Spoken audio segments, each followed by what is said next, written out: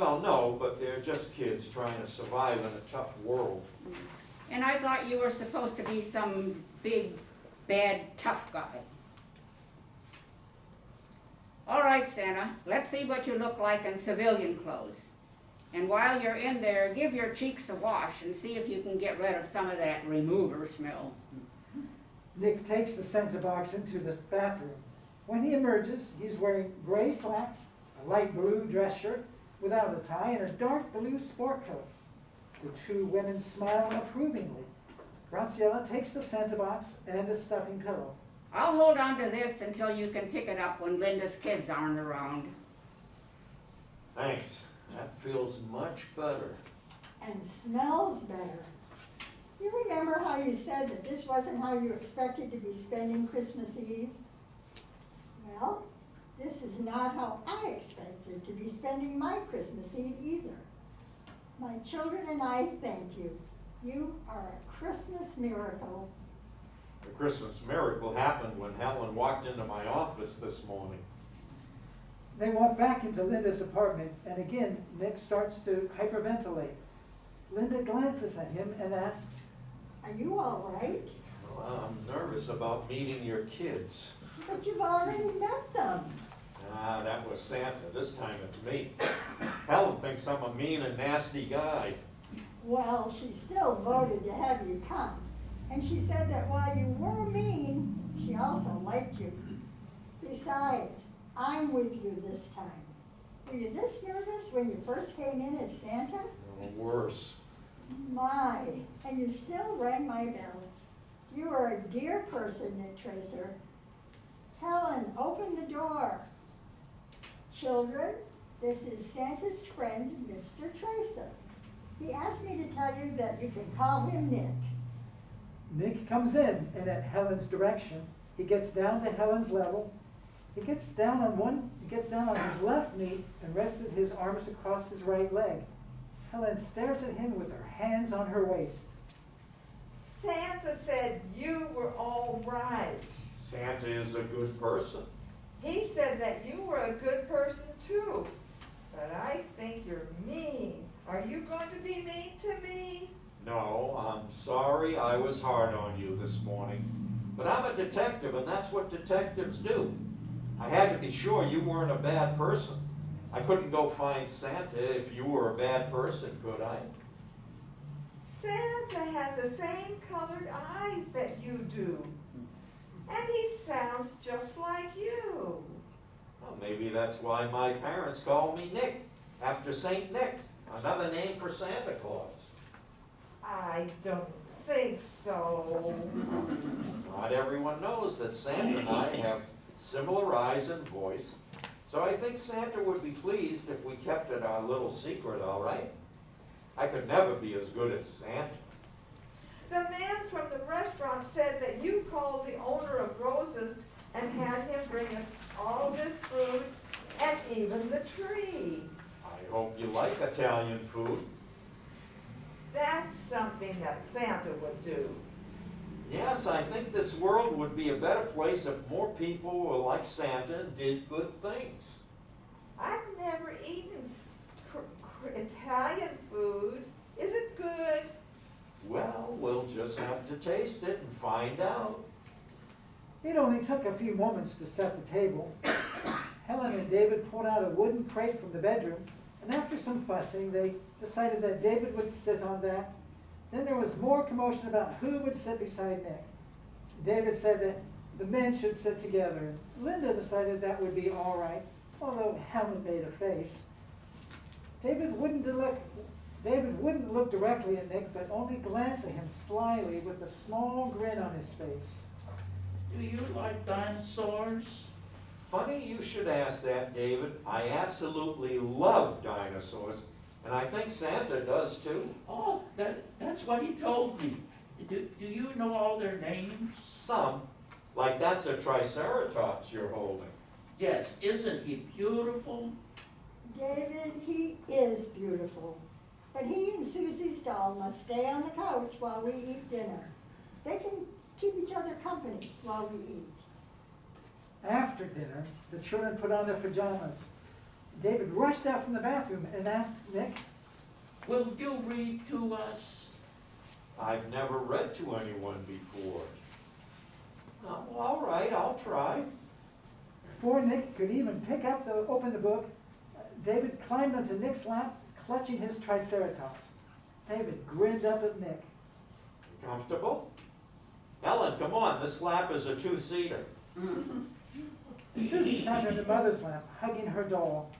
Linda winked at Nick. Nick read the first 2 chapters and stopped. David's eyes opened and closed wearily. He was trying very hard to stay awake.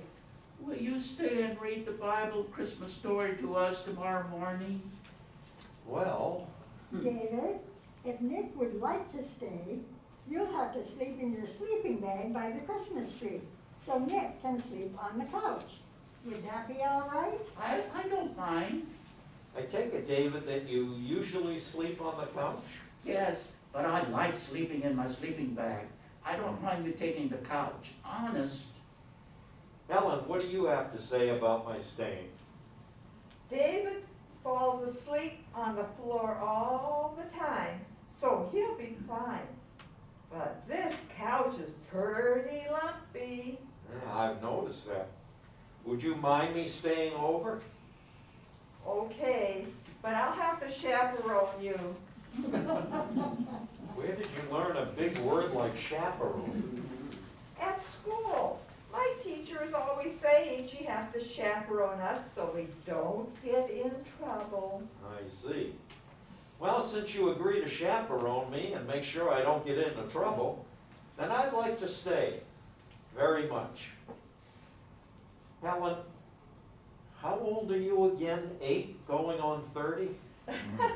No, silly. I'm 8 going on 9. Of course. Are you teasing me? Oh, just a little, but with much love. Linda laughed and got up and carried Susie to bed. Nick started to read again. At the end of chapter 4, he stopped and smiled and turned his head from one child to the other.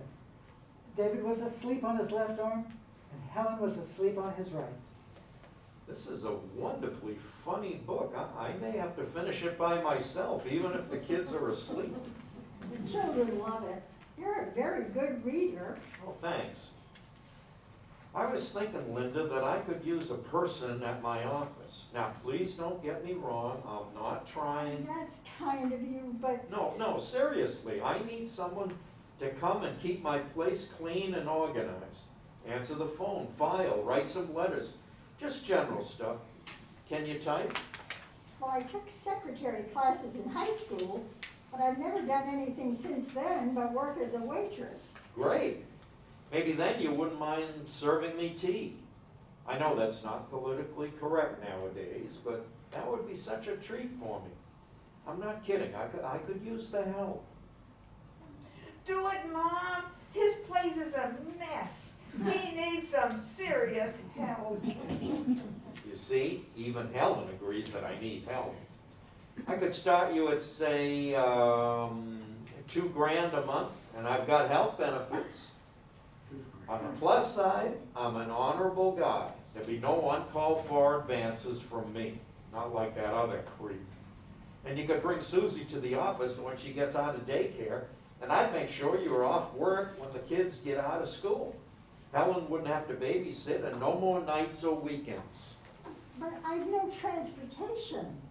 Transportation. Okay, let me think a minute. Wait, no problem. I've got an old Toyota pickup I call the Lug. That's the name on the license plate. You can drive that. It's solid transportation, even if it's not too pretty.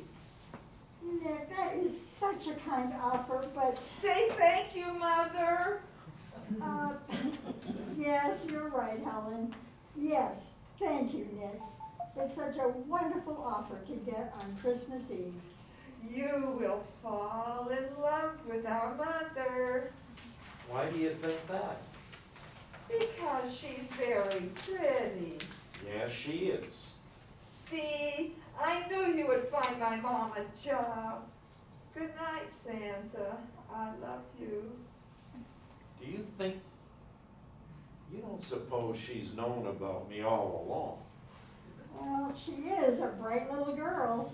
Last year, she told me that Santa was only make-believe. That's what surprised me by her actions this year. I told them that Santa was missing so the younger one wouldn't be so disappointed. I thought that she understood. She acts so old for her age.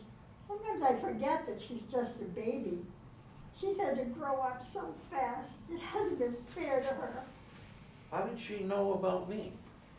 Well, you remember this summer, the Sunday newspaper supplement had this article about you with pictures and everything? But that was months ago. It was such a wonderful article. It made you seem like such a special, caring person that I told Helen you were the sort of man I'd like to meet someday, to be my champion. Oh, I know that was childish. But when life is so hard and everything's going wrong, once when we all went for a walk, I pointed out where your office was. But I haven't talked about you for months.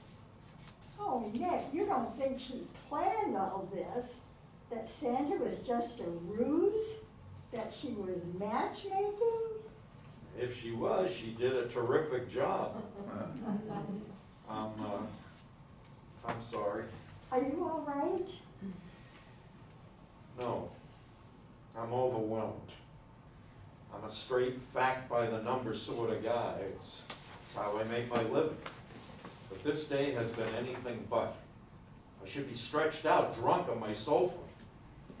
Instead, I'm sitting here holding two beautiful sleeping children, and a beautiful woman is beside me, making me feel all gushy. All my life, I've wanted a family just like this. Now you have one. Yes, Helen is right. Now you have a family. Thank you. Merry Christmas, family.